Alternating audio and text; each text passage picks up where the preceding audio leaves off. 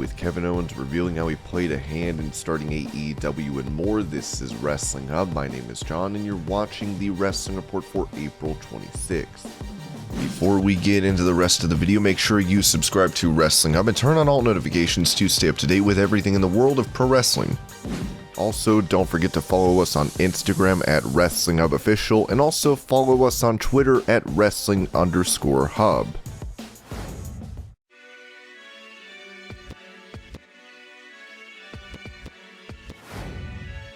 Since leaving WWE, FTR, Stax, Harwood, and Cash Wheeler have been making their mark as one of the greatest tag teams in pro wrestling today. With them a part of AEW as the ROH and AAA tag champs, it was previously reported that WWE is interested in bringing back the pair. While their contracts with AEW are said to expire this summer, the company has the option to extend the deals for a year. In the meantime, Ringside News is saying different in regards to that mentioned report. This is going to make some people happy and others not so much. We were told that WWE has no interest in bringing back FTR. They try to get back through Edge, but there is no interest, and they are seen as mid-carders who just complain both internally and to the media.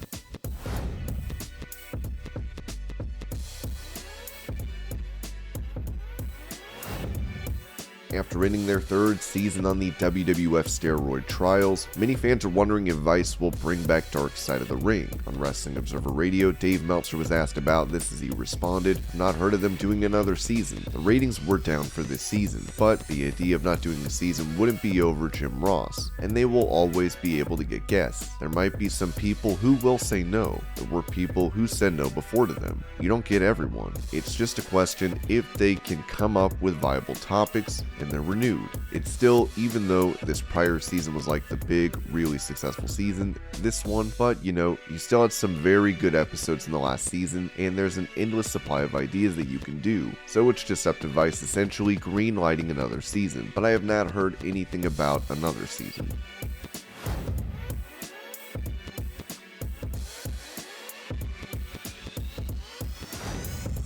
Drew McIntyre and Cody Rhodes both made their debut for WWE in 2007, as they would also end up leaving the promotion to come back years later. Talking about this with Cultaholic, McIntyre says they followed similar paths. It's about the same. It didn't suddenly change like we're extra happy or extra sad. Personally, I'm happy to see him back, and I know there are a few of us that have been around for a few years that are excited to see Cody back, because we're buddies with him, and with his talent, he adds to the show, and it's cool to see how much he's grown as a performer and as a person. Much like myself, when I was gone from the company, I had to go find who I was as a performer and grew up as a man. Cody has done exactly the same, and it's cool. I've seen him before he came back and was aware of that. It's cool to see him back in WWE, and I knew even when he was outside the company, he had that chip on his shoulder, like I did, and in the back of his mind, when I was younger, this was supposed to happen. As far as we were concerned, I don't know how the company felt about it. We were supposed to be champions, and we never did it. There is always that in the back of your mind. What if? What could have been? I was lucky enough to come back,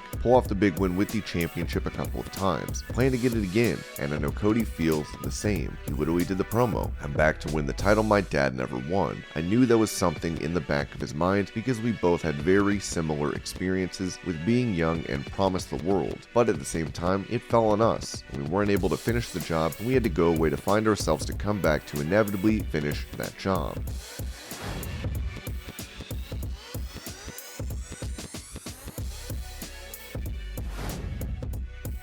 Speaking of the American Nightmare, Cody Rhodes would react to reuniting with Randy Orton last night on Raw. Taking to Instagram to write, "I have an assortment of jovial stories about this man, but often I miss the mark on the most important aspect. Randy Orton took me under his wing, perhaps begrudgingly or not, but he did it sincerely. Up in the stands earlier in the day, in the car, in the locker room, on the apron, constantly delivering wisdom and functional advice. And it came from a place of experience and wasn't just rhetoric. His passion for our sport is aggressive, loud, and proud. Did it his way, and in the process entertained millions. Thank you. Cheers to 20, Randy."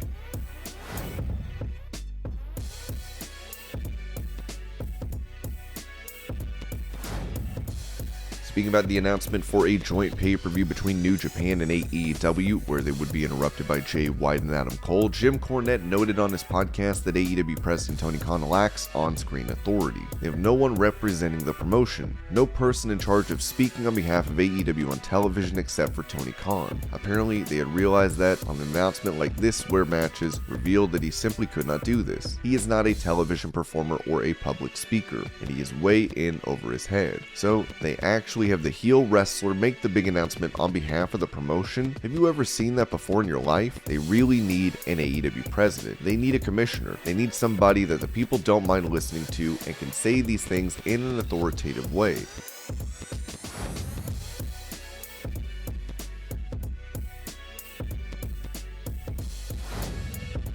Behind the scenes, Kevin Owens is great friends with Cody Rhodes as well as the Young Bucks, as he detailed on After the Bell how he connected Cody with the Bucks, which led to the formation of AEW. I've told him this before, but I'm so proud of Cody. When he was here, he and I got close pretty quickly, and then he left, and that really sucked for me because I felt like I was really losing a friend. I have people in this business that are really more like brothers to me than friends. It's not everybody, but there are a few people out there that I consider more like family. Cody is one of them, so when he left, it was a blow to me, because I figured, look, we're going to be so busy, we're barely going to see each other, which is true. We saw each other once, maybe twice the whole time he was gone. When he was going out on his own, he was doing it because he felt this was best for him. He didn't feel like he was being given the chance to be what he could be in WWE, so he decided to bet on himself and leave. And the only thing I did, he asked me for some sort of guidance because he had never been on the independent scene before, and I gave him the Young Bucks number and I told them, can you guys take care of this guy? And look what happened, they really changed the industry. They did. There's no denying it. Cody went out and did that. He didn't do it himself. He had a lot of help and a lot of people, but he was an integral part of that. Then he came back here, which I don't know about as much, but I think that was always his ultimate goal. As he was doing it, as things were progressing, his mindset might have changed at some point and seen himself coming back at some point because he was doing so well.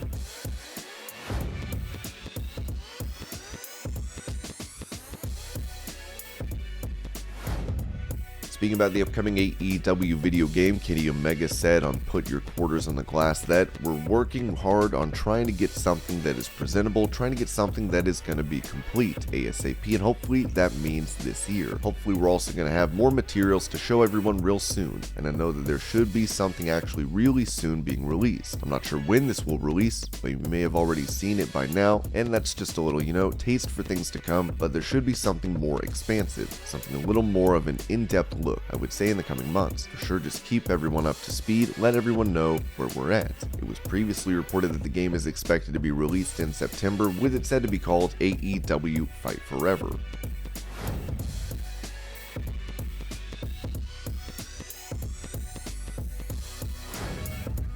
For an AEW show back in December, one half of the acclaimed Anthony Bowens would be subjected to a homophobic slur from a fan, as the star spoke about this experience on the Under the Ring podcast. In terms of the public, just don't be a crap human being. Treat people with respect. We had an incident a few months ago where somebody yelled something from the crowd, which I have never really experienced too much or heard too much, probably because either I am focused on the match or it just doesn't really happen a lot. Just don't bring that energy and that crap to the arena. I get in terms of you wanting to yell at the bad guy and such, but leave homophobia, transphobia, or racist stuff, take that crap and leave it someplace else. If that's what you're going to bring to the arena, don't even show up.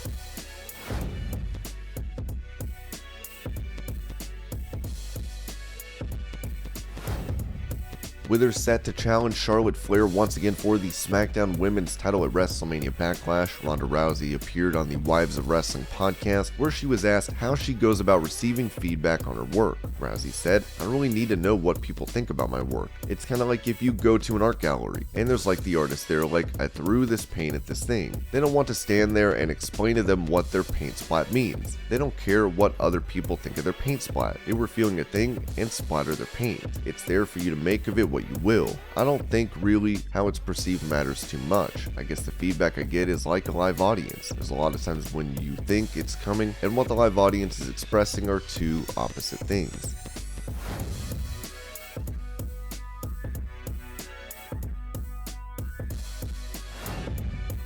Matt Hardy has gone through many character changes in his pro wrestling career. During his time at WWE, one of his most remembered personas was Matt Hardy version 1. Talking about who came up with the idea to display Matt facts during his entrance, Hardy revealed on his Extreme Life podcast that Kevin Dunn deserves the credit for coming up with and ruining the idea. I gotta be honest about this too. I remember talking about having some sort of entrance that kind of related to the internet. I remember pitching that idea. They put together this tent of what was going on, and I remember they had that great look where I'm so smart, which I always try and redo that expression whenever I do kind of the half smile, a little sarcastic eating grin. I remember they had that little image, and they did the box like a little Windows media player, old school things. Oh my god, this is great. Then Kevin Dunn is the one who said, we can put a little factoid up here about Matt, so I had to give Kevin Dunn credit for that. That was his idea initially. And then they said, just give us a few Matt facts and we'll pick a couple. So every week at TV I would submit 4 or 5 different Matt facts, and they would pop 2 of them up on the screen during the entrance, and I love that. Just looking back in hindsight, I'm so glad that I was able to get that entrance and be able to call those things Matt facts. The only time they weren't mine, there was a small period when our book first came out, Exist to Inspire. Kevin Dunn put up some of the Matt facts, and I think I've shared this story before.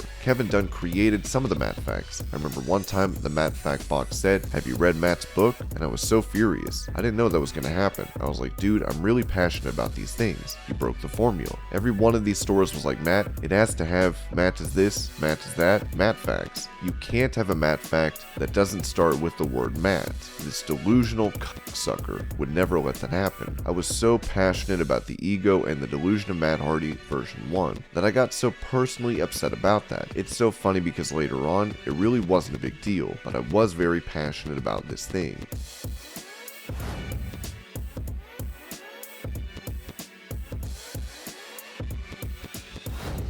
Talking to Drew Garabo, Becky Lynch was asked if AEW gives her another reason to raise the bar in WWE, to which she said, I wish I could say yes, but unfortunately I don't think they're represented the way we are. They don't get as much time as we get, and frankly they're not as good as we are. We have, certainly on Raw, we have the best women's division in the world. I say that without any hesitation in my voice. We have the best women's division in the world. Competition is great, and it's great for there to be another place, and I have a very good friend, Ruby Soho, over there, and I'd love to see her as champion one day. I'd love to see her get the spotlight she deserves. Competition is always great. Over here, we're on another level.